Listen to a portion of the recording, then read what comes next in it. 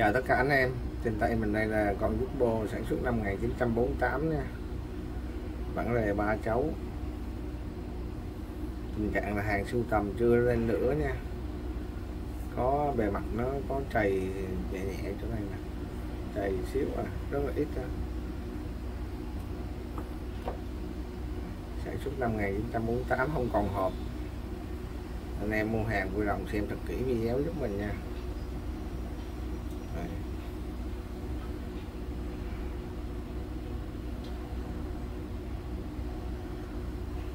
Khắc ăn mòn lỗ sơn hình cái xe ủi á.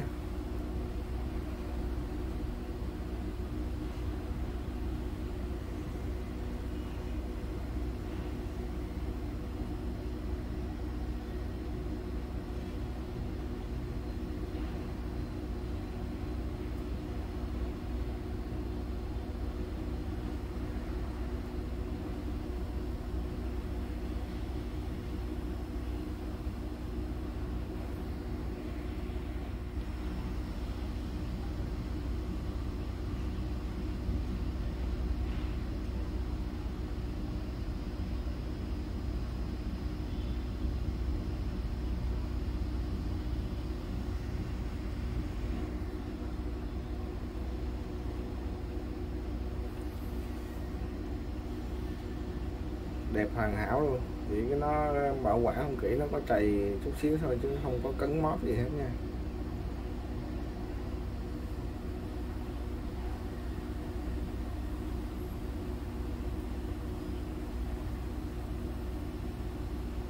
Bốn tám đây là vỏ đồng mạ rôm chứ không phải vỏ Niken nha mấy anh em.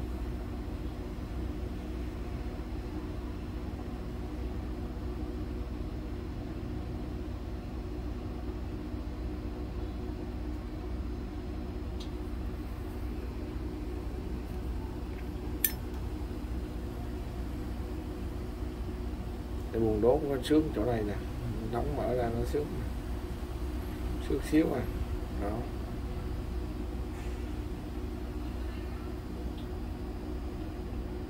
Mặt bên đây thì không có xước.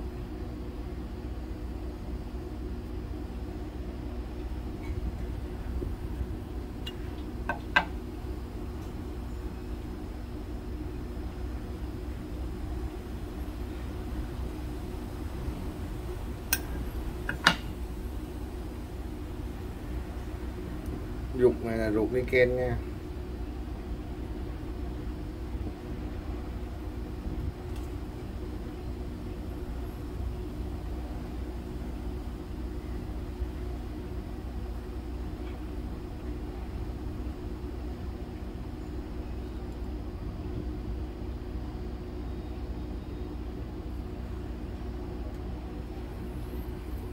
Hình ảnh chi tiết và giá bán mình để trong phần mô tả nha, anh em bấm vào đó xem giùm mình.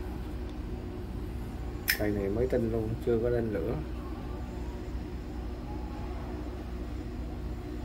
Rồi mình kết thúc video tại đây, chào tạm biệt anh em, hẹn gặp lại anh em vào những video sau, bye bye.